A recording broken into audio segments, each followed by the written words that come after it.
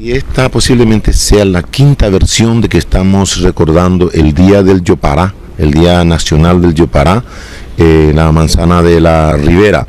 Y el objetivo, por supuesto, es, en primer lugar, hay un espacio muy importante para preservar nuestra cultura popular, y más todavía hoy en el día de Caray Octubre, un personaje, una leyenda, un mito de que ayudó mucho en la historia de la economía paraguaya, para que la gente no llegue a descuidar su producción, para que sepa administrar su alimento, la racionalización del bastimento y de todo. Es un personaje muy importante, y gracias a Caray Octubre surgió esta maravillosa comida bien típica nuestra, porque no existe otro lado, que se llama el yopará. Sí, acá vemos que hay distintos preparados, ¿verdad? Sí, hay una diferencia entre ellos. Hay una diferencia. Hoy día se estila, ¿verdad?, el yopará con queso, que viene a ser sus ingredientes, son el locro, el poroto, muchas verduras y por supuesto abundante queso y leche. Es lo que se estila.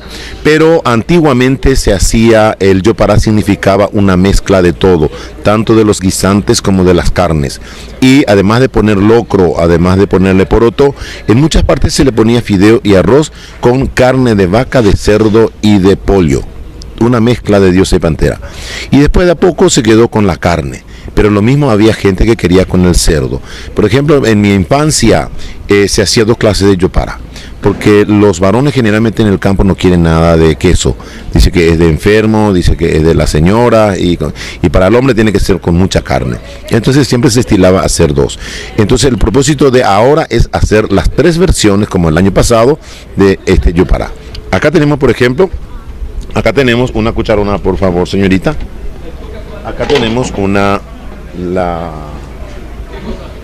esta es el yopará con patita de cerdo y con chorizo, con patita, cola, oreja de cerdo, con chorizo de cerdo, por supuesto, desmenuzado, y con mucho verdeo que va a salir, se le pone al final, porque esto está terminando la cocción y la preparación. Luego pasamos al yopará. No, ese es mandioca. Sí. Acá estamos al yoparazo O. Este yoparazo O lleva los mismos ingredientes, pero a excepción de carne de cerdo, lleva vacío, totalmente vacío. Nuestra gente le pone mucha carne con hueso, los pucheros, generalmente los pucheros, ¿verdad? Pero como estamos en un espacio en donde no podemos utilizar tenedores, cuchillos y compañía, y que la gente tiene que ingeniarse en la mano, entonces por supuesto que es solamente con platillo y una cuchara. Y después pasamos acá al yopará más actual, que es el yopará con abundante queso y leche. A la compañera ya le está agregando, por supuesto, el queso, y después le ponemos la leche y ya se sirve. ¿Cuáles son los ingredientes infaltables en el yopará? O sea, en el yopará sí o sí, el yopará locro y poroto. El poroto tiene que ir el doble del locro, porque el locro casi no aporta sabor a la comida. Sin embargo, el poroto por sí solo ya tiene sabor, ¿verdad? Y entonces, para que sea más rico, hay que poner más poroto. Y después, mucho verdeo. Yo personalmente hago primeramente, al final se le agrega una salsa, para no sobrecocinar las verduras, las hortalizas o los vegetales, porque lleva mucho tiempo de cocción el poroto y el locro. Y después se le agregan los demás ingredientes. En esta ocasión, ¿para qué cantidad de personas están cocinando? 600 personas. Para 200 personas cada ollada. 200 cada ollada. Y simultáneamente ahora estamos haciendo en la Plaza de la Democracia también como proyecto municipal.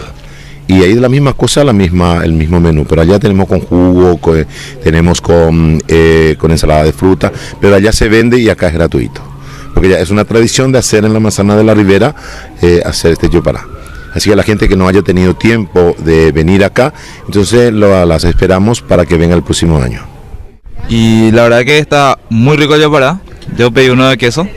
Me parece buenísimo que la municipalidad haga esto, ¿verdad? Que mantenga viva la tradición de todos los paraguayos, ¿verdad?